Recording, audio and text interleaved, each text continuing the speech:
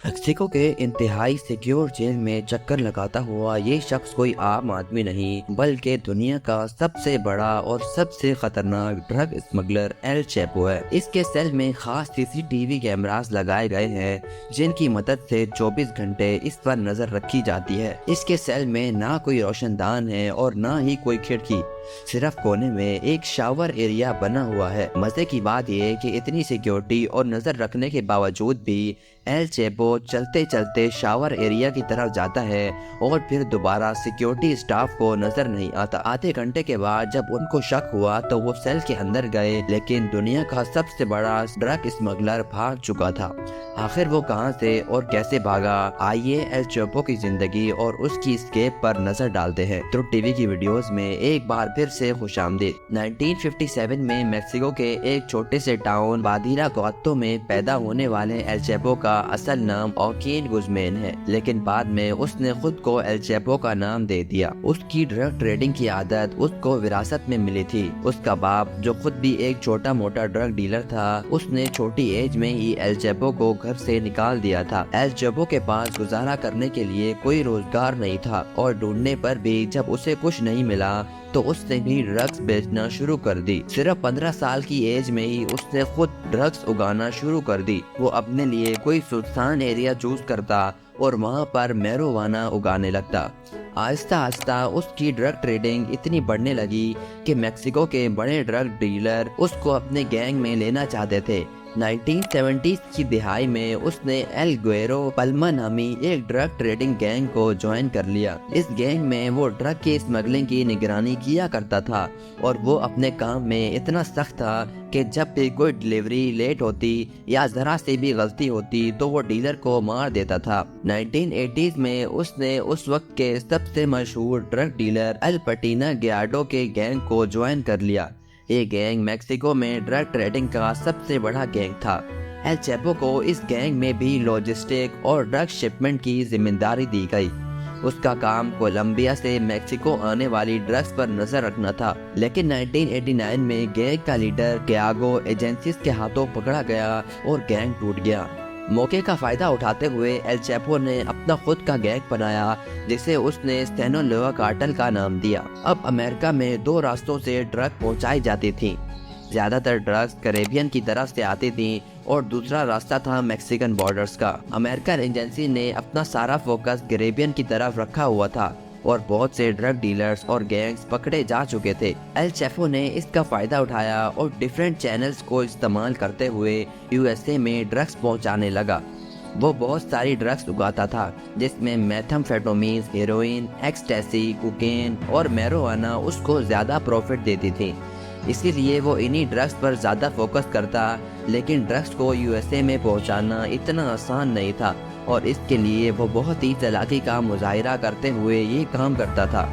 वो शुरू में ऐसी ड्रग्स जिनकी ज़्यादा स्मेल नहीं होती, जैसा कि कोकेन, उसको फायर एक्सटिंग्विशर्स, चिली पेपर्स के कैन या फिर कार्स की रिम्स में छुपाकर स्मगल करता था, जिसको ड्रग्स सूंघने वाले कुत्ते भी डिटेक्ट नहीं कर पाते थे। लेकिन मसला ये था कि कोकेन के अलावा दूसरी ड्रग्स इस तरीके से स्मगल्स नहीं हो सकती थी, इसीलिए उसने एक ऐसा तरीका इख्तियार किया जो उसकी पहचान बन गया और वो तरीका था टनल यानी सुरंगें। वो लाखों डॉलर्स इन्वेस्ट करके एक्सपर्ट्स हायर करता और ज़मीन के नीचे ऐसी टनल्स बनाता जिसमें इलेक्ट्रिसिटी और वेंटिलेशन का पूरा सिस्टम मौजूद था और उन टनल्स के ज़रिए वो यूएसए में ड्रग्स स्मगल करने लगा। 1990 में फेडरल ब्यूरो ऑफ इन्वेस्टिगेशन के ऑफिसर तब हैरान रह गए जब उनको एल चैपो की पहली टनल मिली। वो टनल 300 फुट लंबी और उसमें बिजली का मुकम्मल बंदोबस्त मौजूद था। टनल एक घर के अंदर निकलती थी जो एल चैपो का सेफ हाउस हुआ करता था और इमरजेंसी की सूरत में वो इस टनल के जरिए भाग भी सकता था। एल चैपो को इस धंधे के सारे रूल्स मालूम थे, इसीलिए लाख कोशिश करने के बावजूद भी वो पकड़ में नहीं आता था। नवंबर 2010 में ओटे मैसा में एक और टनल मिली जिसमें ऐसी ही फैसिलिटीज मौजूद थीं, लेकिन इसके अलावा ज़मीन में रेल सिस्टम भी मौजूद था جس میں کنسٹرکشن کے دوران ملبہ اور بعد میں ڈرگس ٹرانسپورٹ کی جاتی تھی۔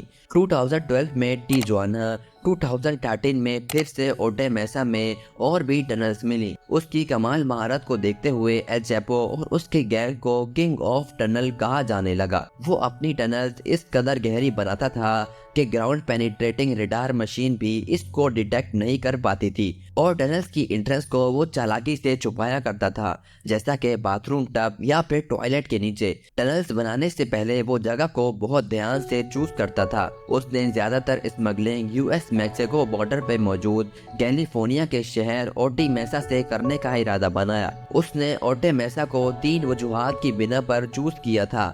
پہلا یہ کہ اوٹے میسا 2 میجر ٹرانسپورٹ ہبس ٹیجوانا اور سین ڈیگو کے نزدیک تھا، اور ڈرگس کو ان ہبس کی وجہ سے ایجنٹس تک ٹرانسپورٹ کرنا بہت آسان تھا۔ دوسرا، یہ ایک انڈسٹریل ایریا تھا جہاں پر بہت سی فیکٹریز تھیں، اور فیکٹریز کی بھاری مشینز اور ٹریفک کا شور زیادہ تھا، اسی لیے یہاں ٹنلز کھودنا آسان تھا، کیونکہ کھدائی کا شور فیکٹریز کے شور میں چھپ جاتا تھا۔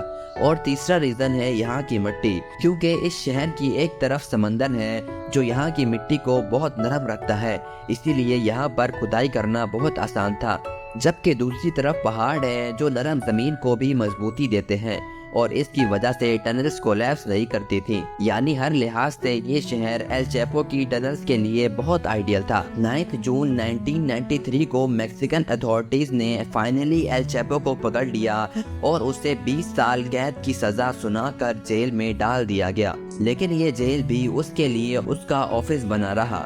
وہ جیل اسٹاف کو رشوت دے کر اپنے لیے ہر ایک سہولت حاصل کر لیتا تھا، اور اپنی بزنس میٹنگ بھی ارینج کروا لیتا تھا تاکہ اس کا کام چلتا رہے۔ 2001 میں سپریم کورٹ آف میکسیکو نے ایک فیصلہ کیا، جس کے بعد یونائٹڈ اسٹیٹ اور میکسیکو کے درمیان قیدیوں کے تبادلے کا پروسیس ایزی ہو گیا۔ ایل چیپو جانتا تھا کہ یو ایس اے میں ڈرگ اسمگلنگ کی وجہ سے یو ایس اے کی حکومت ہر صورت اس کو اپنے پاس منگا کر قید کر لے گی، اور پھر وہاں سے نکلنا آسان نہیں ہوگا۔ اسی لیے ایل چیپو نے پہلی بار میکسیکو کی جیل سے بھاگنے کا منصوبہ بنایا۔ اس نے جیل گارڈز کو $25 لاکھ کی رشوت دی اور لانڈری باسکٹ میں بیٹھ کر جیل سے بھاگ نکلا۔ اگلے 13 سالوں تک اس نے پھر سے اپنی ٹنلز، ڈرگ ٹریڈ اور دوسرے کرائمز کی وجہ سے بغیر پکڑے یو ایس اے اور میکسیکو کی سرکار میں ناک دم کیے رکھا۔ لیکن 13 سال کی محنت کے بعد میکسیکن ایجنسیز کو اس کو ایگزیکٹ لوکیشن پتہ چل گئی اور اس کے گھر پر ریڈ کر دی گئی۔ اب کی بار بھی اس نے اپنے بھاگنے کا بندوبست کر رکھا تھا۔ وہ باتھ روم میں باتھ ٹب کے نیچے ایک سیکریٹ ٹنل میں گھس گیا، لیکن اتھارٹیز نے اس کو زیادہ دور نہیں جانے دیا، اور فائنلی وہ ایک بار پھر سے پکڑا گیا۔ اب اسے میکسیکو کی سب سے محفوظ جیل ایلٹی پلانو میکسیمم سیکیورٹی پریزن میں بھیج دیا گیا، اور اس پر خصوصی نظر رکھی جانے لگی۔ لیکن صرف 1 سال کے بعد 11 جولائی 2015 کو جب وہ اپنے سیل میں ٹہل رہا تھا تو رات کو 8:50 پہ اس کو آخری بار شاور ایریا کے پاس دیکھا گیا۔ اس کے سیل میں صرف شاور ایریا ہی تھا جو کیمرے کی آنکھ سے چھپا ہوا تھا۔ قریب آدھے گھنٹے کے بعد جب وہ کیمرہ پہ نہیں دیکھا گیا تو سیل کا معائنہ کرنے کے لیے لاک اپ کھولا گیا۔ جب تک گارڈز اندر گئے تب تک ایل چیپو جا چکا تھا۔ اس نے بڑی چالاکی سے شاور ایریا کے گٹر کو بڑا کر کے ایک ٹنل کھودی جو نیچے ایک بڑی ٹنل کے ساتھ کنیکٹڈ تھی۔ یہ ٹنل 1.5 کلومیٹر دور ایک قریبی کنسٹرکشن سائٹ تک کھلتی تھی۔ زمین سے 33 فٹ نیچے اور 5 فٹ 7 انچ چوڑی یہ ٹنل اتنی بڑی تھی کہ اس میں سے آسانی سے انسان گزر سکتا تھا، لیکن اس بار اس کی آزادی زیادہ لمبی نہیں تھی۔ 8 جنوری 2016 کو لاس موچس میں میکسیکن میرینز نے اس کے سیف ہاؤس پر پھر سے حملہ کیا، اور شدید مزاحمت کرنے کے بعد وہ ایک بار پھر سے پکڑا گیا۔